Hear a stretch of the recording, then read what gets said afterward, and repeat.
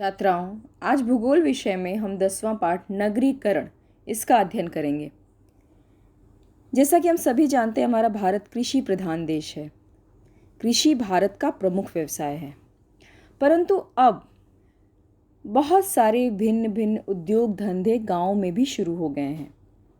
गांव अब गांव नहीं रह गया है, गांव का स्वरूप बदल गया है और गांव का जो ये विकास हो रहा है उसके साथ साथ वहाँ कई व्यवसाय भी विकसित हो रहे हैं।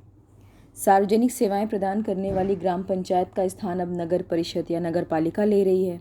ये स्थानीय शासन संस्थाएं नागरिकों के लिए विभिन्न नगरीय सेवाएं और सुविधाएं उपलब्ध कराती हैं, जिसका परिणाम ये है कि गांव का शहर में रूपांतरण हो रहा है। नगरीकरण के बहुत सारे कारण हैं। औद्योगिकीकरण।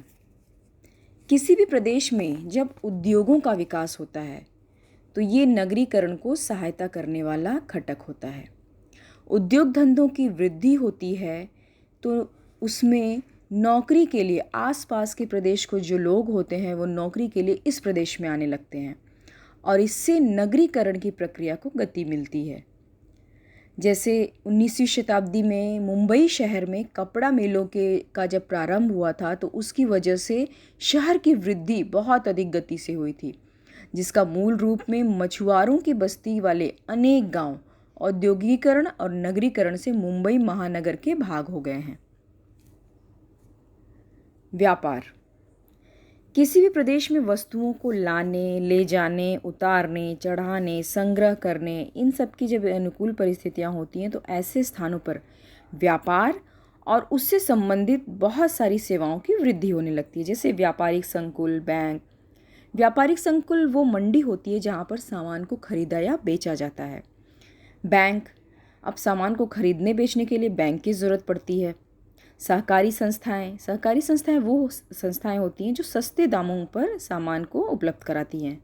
गोदाम में जो राशन होता है उसको गोदाम में स्टोर किया जाता है, रखा जाता है। शीत गृह, कोल्ड स्टोरेज जिसको बोलते हैं, जैसे आलू, प्याज, इनको ज़्यादा समय के लिए इकट्ठा करके रखना पड़ता है तो इसे कोल्ड स्टोरेज में रखा जाता है। अब इनके अलावा इन सब के साथ साथ सड़कें, होटल, निवास, इन घटकों की भी वृद्धि होती है। तो इस तरह से नगरीकरण में धीरे धीरे वृद्धि होने लगती है। प्रौद्योगिकीकरण और तकनीकी। बहुत सारे क्षेत्रों में नगरीकरण के लिए प्रौद्योगिकीकरण और तकनीकी ये दोनों बहुत ही सहायक घटक होते हैं। पिछले कुछ सालों में देखा गया है कि कृषि में अब आधुनिक तकनीकी नए नए यंत्रों का उपयोग किया जाता है और उपज बढ़ाई जाती है। खेती करने के लिए यंत्रों का, मशीनों का उपयोग किया जाता है, जिसकी वजह से मनुष्य बल कम हो गया है। मजदूर अब खेतों में कम काम करते हैं, मशीनों से ज़्यादा खेतों में काम होता है। तो अब कृषि मजदूर जो होते हैं उनको तो काम धंधा चाहिए, उनको रोज़ी रोटी के लिए कुछ तो करना पड़ेगा। तो इसके लिए ये जो मजदूर हैं जो खेतों में काम करते थे, ये अब शहर की ओर आकर्षित होते हैं, शहर की ओर बढ़ते हैं और इस तरह से नगर की जो जनसंख्या होती है उसमें धीरे धीरे वृद्धि होने लगती है। यातायात और संदेश वहन। जिन बस्तियों या गांव में सड़कों का, रेल मार्गों का, इन सब का यातायात के साधनों का विकास होता है, वहाँ भी नगरीकरण बहुत ही तेज गति से होती है। जैसे कोंकण रेल विकास की वजह से इस मार्ग पर स्थित सावर्डे, रत्नागिरी जिला का सावर्डे जैसे गांव का नगरीकरण होने लगा था। इसी प्रकार महत्वपूर्ण रेल मार्ग भुसावल में जुड़ने से भुसावल का विकास तीव्र गति से हो गया। तो ये भी एक बहुत महत्वपूर्ण घटक है नगरीकरण का। स्थानांतरण नगरीकरण को प्रभावित करने वाला एक सबसे महत्वपूर्ण घटक है। स्थानांतरण का मतलब होता है एक स्थान से दूसरे स्थान पर जाना। अब वो अल्पकालीन हो सकता है, यानी कुछ समय के लिए भी लोग एक स्थान से दूसरे स्थान तक रोजी रोटी कमाने के लिए जाते हैं। कुछ लोग दीर्घकालीन यानी ज़्यादा समय के लिए जाते हैं, लंबे समय के लिए। और कुछ लोग स्थायी रूप, मतलब एक जगह से दूसरी जगह जाके शिफ्ट हो जाते हैं, स्थित हो जाते हैं, वहाँ पर स्थायी रूप से रहने ही लगते हैं। तो स्थानांतरण मुख्यतः एक ग्रामीण भाग से दूसरे ग्रामीण भाग की ओर या गांव से शहर की ओर जाने को कहते हैं। शहरों का जो जीवन होता है, जो उनकी लाइफ स्टाइल होती है, वो हाई फाई लाइफ स्टाइल होती है जो आकर्षित करती है, सारी सुख सुविधाएं शहरों में मिलती हैं जो गाँव में कम मिलती हैं। तो ये जो आकर्षण से भरा शहरों का जो जीवन होता है, इससे शहर की जनसंख्या में धीरे धीरे वृद्धि होने लगती है। जैसे भारत के अलग अलग भागों से लोग पुणे, मुंबई इन स्थानों पर रहने के लिए आते हैं। अब हम देखेंगे नगरीकरण के परिणाम। नगरीकरण से प्रदेश के स्वरूप में बड़े पैमाने पर परिवर्तन होता है। जैसे सबसे पहले इसमें भूमि का नियोजन। भूमि के नियोजन में विशेषतः ये परिवर्तन दिखाई देता है। जैसे पहले जिस स्थान पर खेती की जाती थी, वन होते थे, अब वो स्थान को कारखाने बनाने में या बड़ी बड़ी बिल्डिंग बनाने में इस्तेमाल किया जाता है। तो इस प्रकार नगरीकरण से जैसे बहुत सारे लाभ होते हैं, वैसे बहुत सारी हानियां भी होती हैं। हम देखेंगे पहले नगरीकरण के लाभ। सामाजिक एकता। नगरीकरण के कारण द्वितीयक, तृतीयक, चतुर्थक इन सभी श्रेणी के व्यवसायों में वृद्धि होती है। ये सभी लोग एक जगह आके रहते हैं और इसके कारण एक दूसरे से आर्थिक व्यवहार करते हैं, जिससे इस क्षेत्र का विकास तीव्र गति से होता है। ये सभी लोग अलग अलग प्रदेश से आने वाले एकत्रित होते हैं एक जगह पे और एक ही शहर में एक दूसरे की संस्कृति को समझते हैं, एक दूसरे के रूढ़ी परंपराओं सामाजिक रूढ़ी परंपराओं का आदान प्रदान होता है, एक दूसरे की संस्कृति को समझते हैं और इससे सामाजिक एकता का निर्माण होता है। आधुनिकीकरण। अलग अलग प्रदेशों से आए हुए लोगों का स्थानांतरण होता है, तो वे लोग अपने ज्ञान, कौशल, जानकारी का आदान प्रदान करते हैं। नई नई सूचना, जानकारी, सामग्री का उपयोग, अपने टैलेंट का उपयोग करके एक दूसरे का और अपना विकास तो करते ही हैं, साथ में इसका लाभ ऐसे प्रदेशों को भी मिलता है, क्योंकि ये लोग अपने अनेक नए नए प्रोजेक्ट, अपने नए स्किल, टैलेंट और अपने ज्ञान का उपयोग अपनी नई कल्पनाओं और जानकारी का उपयोग करते हैं और इससे इनका जीवन स्तर बढ़ता है, इनकी लाइफ स्टाइल को गति मिलती है और ये आगे बढ़ते हैं। सुख सुविधाएं।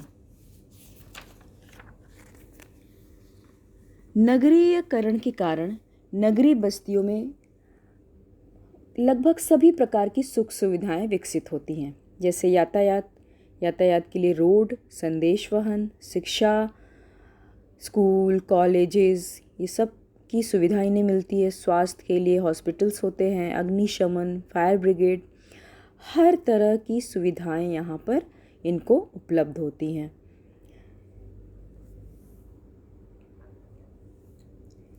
जिस प्रकार हमने नगरीकरण के लाभ देखे, इसी प्रकार नगरीकरण की बहुत सारी समस्याएं भी हैं, जिसमें सबसे पहली है झुग्गी झोपड़ियाँ। नगरीकरण के कारण शहरों में जनसंख्या तीव्र गति से बढ़ती है और जनसंख्या तो बढ़ती है लेकिन शहर में निवास स्थान तो उतने ही होते हैं, उसकी वृद्धि तो होती नहीं है। तो स्थानांतरण होकर आने वाले जो अधिकांश लोग होते हैं वो आर्थिक दृष्टि से बहुत कमज़ोर होते हैं और इसकी वजह से ये शहरों में मकान खरीद नहीं सकते और ऐसे लोग हर दिन शहर में आते रहते हैं, लेकिन सभी को नौकरी या रोज़गार तो मिलती नहीं है और इससे इनकी आय कम होती है। फिर ऐसे लोग जो हैं शहर में उपलब्ध जो खुली जगह होती है वहाँ पर अस्थायी और कच्चे स्वरूप के मकान बनाते हैं और ज़्यादातर ऐसे मकान अवैध होते हैं। उन्हें स्थानीय स्वराज संस्थाओं से किसी प्रकार की सुख सुविधाएं नहीं मिलती और इससे फिर इनको बहुत सारी समस्याओं का भी सामना करना पड़ता है। जैसे सड़कें बहुत सकरी होती हैं, इनको लैट्रिन बाथरूम के लिए भी प्रॉब्लम होती है, जो इनके घर होते हैं वो बहुत छोटे होते हैं, वेंटिलेशन, हवा का ठीक से आना जाना भी नहीं होता, इनको वेंटिलेशन प्रॉपर नहीं मिलता है। तो इस तरह से इनको बहुत सारी सामाजिक और स्वास्थ्य संबंधी समस्याओं का सामना करना पड़ता है। यातायात गतिरोध। नगरों का क्षेत्रीय विस्तार होने से नगर के बाह्यकाय तथा उपनगरों में जो लोग निवास करते हैं और काम करने के लिए वो लोग शहर के मध्य भागों में आते हैं। उनका व्यवसाय, उद्योग, व्यापार, रोजगार, शिक्षा, इन सभी के लिए प्रतिदिन उनको उपनगर से नगर की ओर आना जाना करना पड़ता है। अब सार्वजनिक परिवहन की सुविधाएं जनसंख्या का प्रमाण अगर देखा जाए, जनसंख्या इतनी ज़्यादा होती है कि इनको सार्वजनिक परिवहन की सुविधाएं पर्याप्त मात्रा में नहीं मिल पाती है, जिसकी वजह से इनको अपने खुद के साधन का इस्तेमाल करना पड़ता है। और जब ये खुद के निजी वाहन लेकर ये रोड पर निकलते हैं तो ट्रैफिक का सबसे बड़ी समस्या ट्रैफिक की होती है। भीड़ बहुत रोड पे बढ़ जाती है, जिससे यातायात में गतिरोध उत्पन्न होता है। और जब ट्रैफिक जाम में फंसते हैं तो घंटों ट्रैफिक में बिताने की वजह से समय का सबसे ज़्यादा नुकसान होता है। प्रदूषण। शहर में प्रदूषण एक जटिल समस्या है और इसका नगर के जीवन पर बहुत ही बुरा प्रभाव पड़ता है। वायु प्रदूषण, ध्वनि प्रदूषण, जल प्रदूषण, ये सभी प्रदूषण यहाँ की सबसे बड़ी समस्या है। नगरों का बढ़ता विकास, सुविधाओं का अभाव और उसी प्रकार नियमों का उल्लंघन करना, नियमों का पालन न करना, इससे प्रदूषण ये एक गंभीर समस्या बनती है। और जिस प्रकार नगरों में वृद्धि हो रही है उस प्रकार प्रदूषण में भी वृद्धि हो रही है। अपराध।